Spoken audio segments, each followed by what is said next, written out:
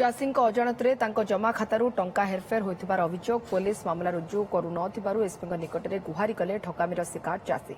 କଟକ କେନ୍ଦ୍ର ସମବାୟ ବ୍ୟାଙ୍କର କେନ୍ଦ୍ରାପଡ଼ା ରାଜକନିକା ଶାଖାରୁ ଧରଣୀଧର ନାୟକ ନାମକ ଜଣେ ଚାଷୀଙ୍କ ଅଜାଣତରେ ତାଙ୍କ ଜମା ଖାତାରୁ 1,69,000 ଟଙ୍କା ହେରଫେର ହୋଇଛି।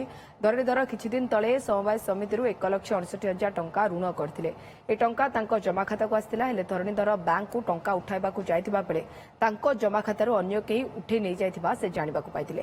ଏନେଇ ଶାଖା ପରିଚାଳକଙ୍କୁ ପଚାରିବାରୁ ସେ ସନ୍ତୋଷଜନକ ଉତ୍ତର ଦେଇପାରିନଥିଲେ। ଚଞ୍ଚକତା କରି ବରୁଣା କୃଷି ସମବାୟ ସମିତିର ସମ୍ପାଦକ ବ୍ୟାଙ୍କର ଶାଖା ପରିଚାଳକ ଟଙ୍କା ଉଠାଇ ନେଇଥିବାର ଅଭିଯୋଗ କରି ରାଜକନିକା ଥାନାରେ ଗତ 3 ତାରିଖରେ ଏତଲା ଦେଇଥିଲେ।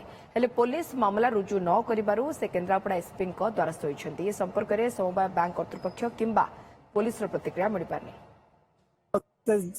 এইভাবে ঠকামি করছেন মতো ন্যায় মিলু মো পয়সা মো জমি বাড়ি পটা নেই সব লক্ষ লক্ষ টাকা মোর খাই আজ এসপি গুহারি করা আসছি যে এই কেসর আইএস কৌশি স্টেপ নৌনা কଣ ପାଇଁ ନଉନାହାନ୍ତି ସେ ତଦନ୍ତ କରନ୍ତୁ।